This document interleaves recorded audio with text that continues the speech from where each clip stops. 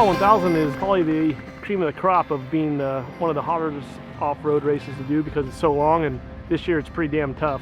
I think a lot of people come here and don't realize how tough it is. It's going to take a lot of cars out of the race.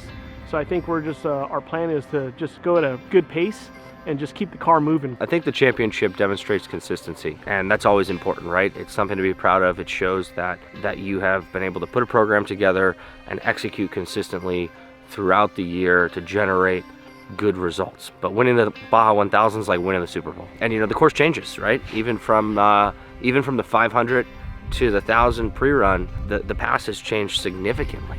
All the rain that came through in the past couple months has completely washed out the dirt and destabilized all the rocks on that pass. So what was, you know, a 25-mile-an-hour descent before is now like a 16, 17-mile-an-hour descent. And you know, there's rocks sliding everywhere and there's really, really low traction. So I think it's really important to get out there and just understand what you're dealing with, what the conditions are for this race, and how we're gonna run the trucks today, not just based off of what we have experienced in the past. Mike's extremely passionate. He started out coming down here with some buddies and racing the 1000 for I think 8 or 9 years. Just really loved it. So when he got the opportunity to have his own race car and have his own program, he jumped at it. We get to do a lot of miles in the truck, and the more miles you do in the truck, the more comfortable he gets in the truck, and the more comfortable he is in the truck, the quicker he is on race day. You ready for this? Yes, sir. All right. Got a long race. I know the chaos in the beginning gets to us, but I'm just gonna chill out. I just want to be cautious. I just want to get there. That's what I want to do is get there. Yeah, we're just gonna hit our notes. Fast pre-run. Access granted.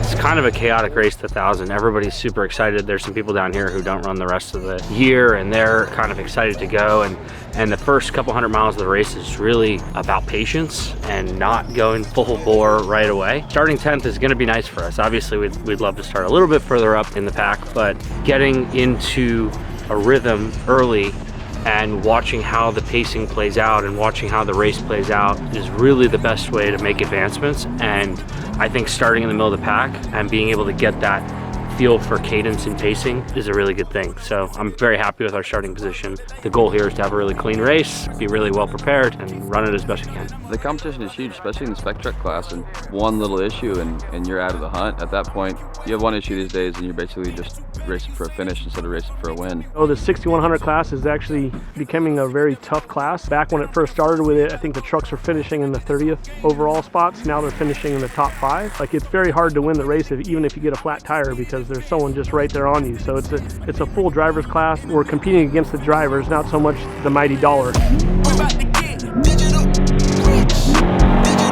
left, easy right. Medium left here, easy right. Once you rock my side, your side. On it, clear. Easy right, yes sir. Good. Straight over.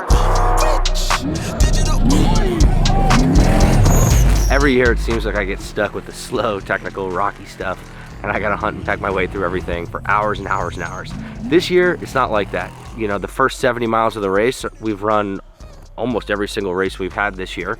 Then we're up over the pass, which we did in the 500. That's all pretty standard. It's bumpy, it's slow, it's technical, but it's all terrain that we know and understand well. There's so many things that are on this course that can bite you in the ass and take the car out, you know, whether it's flat tires or I mean, there's some sections down there that if we break down in that section, it's going to create a huge bottleneck, and it's going to screw it up for everybody. So I think, you know, if everybody can get through the tight sections, that's going to be the guy who does well.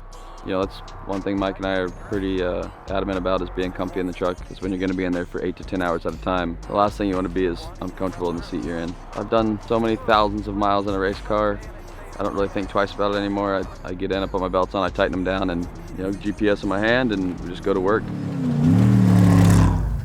Well, they say like driving these trucks is like getting into a car accident every couple minutes. Trying to be calm. We got a long ways. Probably going to be in the car for maybe 10, 11 hours by the time we get in to the time we get to the finish line. So we're just going to try to get rested and hydrated and get to the finish line.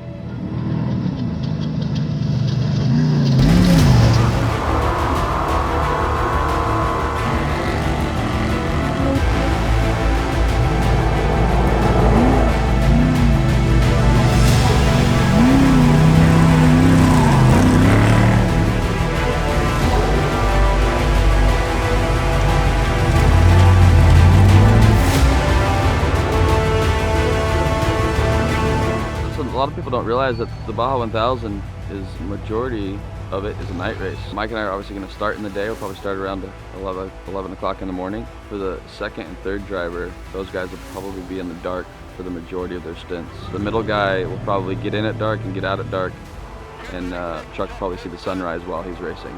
The trucks go somewhere right around 150 miles before they need gas.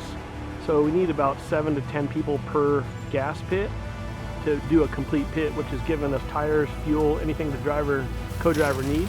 So it takes an army of guys that come down here. And that's one of the things that Brunthal does pretty well is they have an arrive and drive program where anybody can drive a truck and everybody can get pitted by a truck.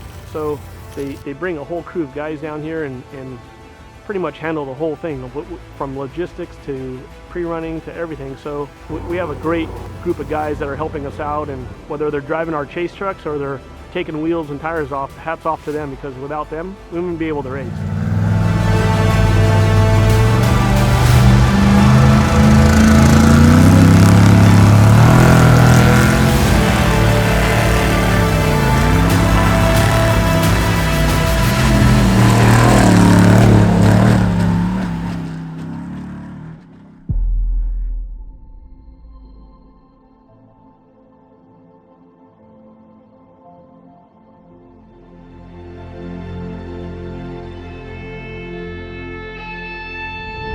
You got to beat the peninsula first, right? Like, you got to beat the terrain first, you got to beat the course first before you can beat everybody else, because you'll get into a groove and you think you're doing real well and get real comfortable, and all of a sudden Baja comes up with something you've never seen before and smacks you across the face and puts you back into reality, and then you realize, oh wait, I still have to beat the peninsula before I can beat everybody else on the race course.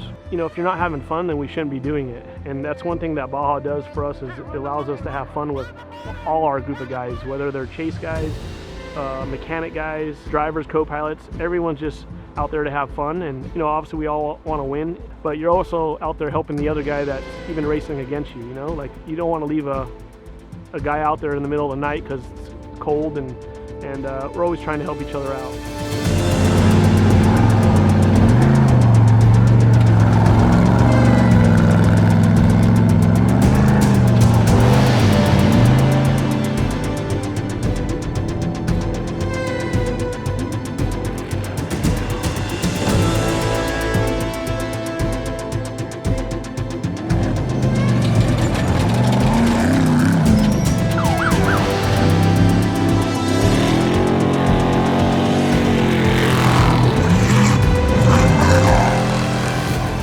It was long, we had to work for it, but it was good. We still had lots of good lines, we still had lots of fun. Mike and I had a lot of fun.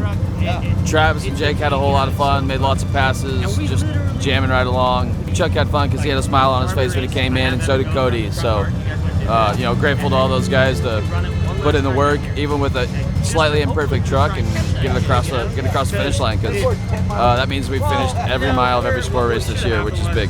We got in and we had the game plan to just survive. You made the handoff to Chuck Dempsey, and then we got the truck to the finish. So we did what we came here to do, get the car to the finish and finish every mile of the season. Unfortunately, we had some mechanical issues with the truck, but as far as the course went, as far as the race went, we didn't put a wheel wrong, and couldn't be happier. Couldn't be happier with the team, couldn't be happier with all the guys. The amount of hard work that goes into this, as everybody knows, is immense, and we've just you know, we pulled it together again this year, and great result. We got the Spy sunglasses. Sponsor 236 TT Spec. Stoked to see you at the finish line, and you got a big heart, and you're a pro driver, and you got it here, so good work on that. We look forward to 2023. Hopefully you'll be back in the same number 236 truck.